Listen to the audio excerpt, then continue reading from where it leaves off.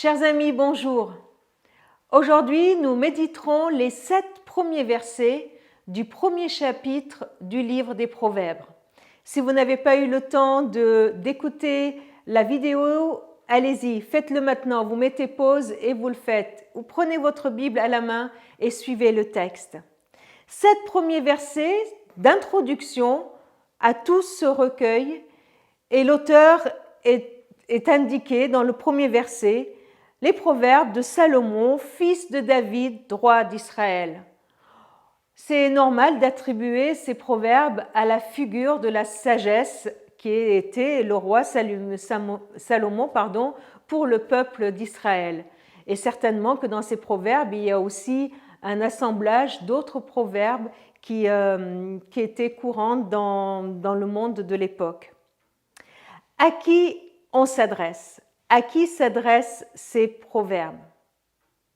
À l'homme en général, d'après les 7 premiers versets, aux ignorants, c'est-à-dire à ceux qui n'ont pas encore tout perçu, à ceux qui ont besoin d'instruction, ou peut-être à ceux qui reconnaissent leur manque, ils le reconnaissent, un peu comme les humbles que nous trouvons dans les béatitudes dans l'évangile de Matthieu.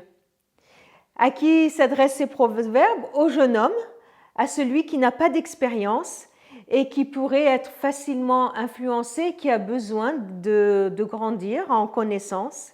Et puis, d'une façon générale, ces versets nous disent, même aux sages, aux intelligents, ils trouveront leur compte.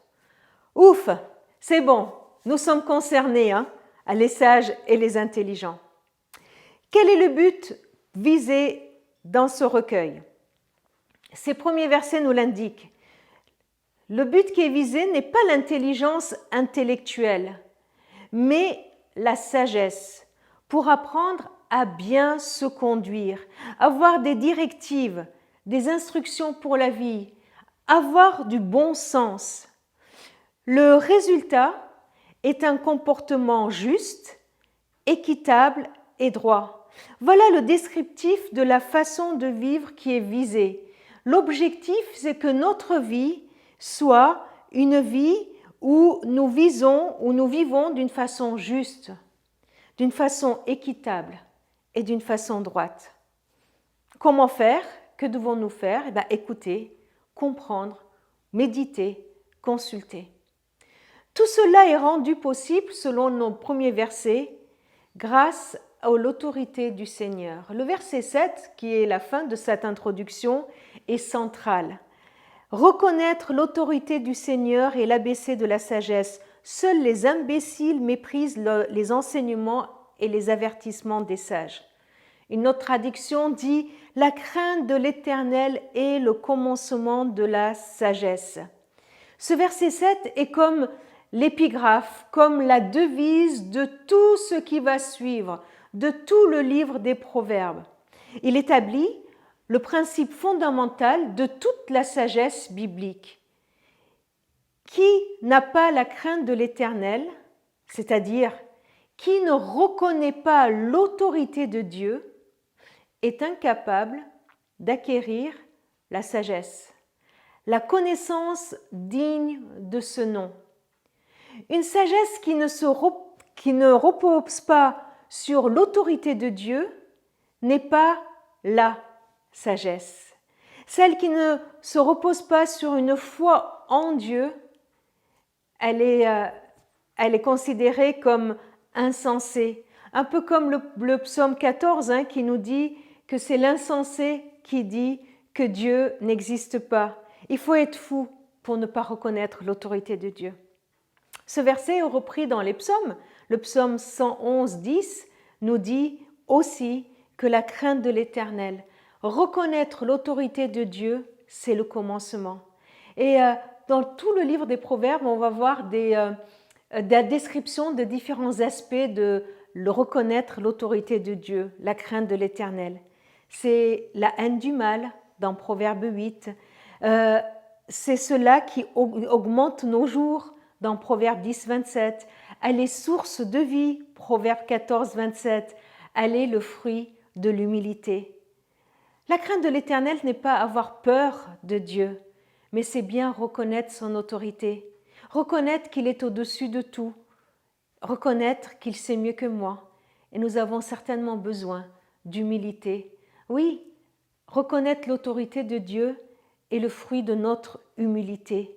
Et cela aura des implications pratiques dans ma façon de me conduire tous les jours, dans mes relations avec les autres, dans ma façon d'envisager la vie, dans ma façon de gérer mes affaires. C'est bien là l'objectif de tout le recueil des Proverbes. Si on le lisait ensemble et si on laissait le Saint-Esprit nous guider au travers de chacun des versets de ce livre que nous allons lire pour laisser l'autorité de Dieu dans notre vie nous inspirer dans notre conduite. Le psaume 86 dit, c'est une prière, le psalmiste prie en disant « Dispose mon cœur à la crainte de ton nom ».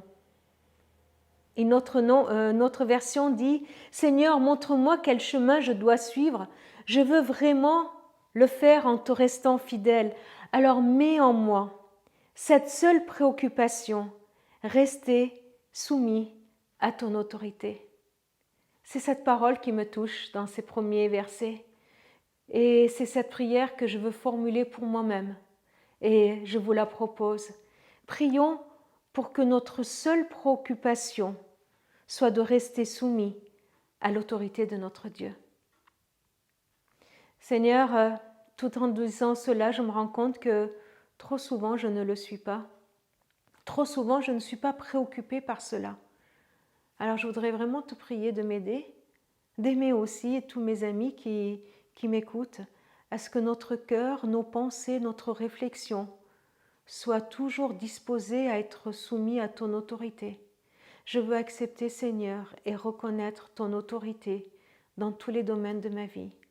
Alors je te prie pour que la méditation de ce recueil de proverbes puisse vraiment nous aider à avoir une conduite qui témoigne de notre foi en toi, de ta présence dans notre vie et dans ce monde. Amen.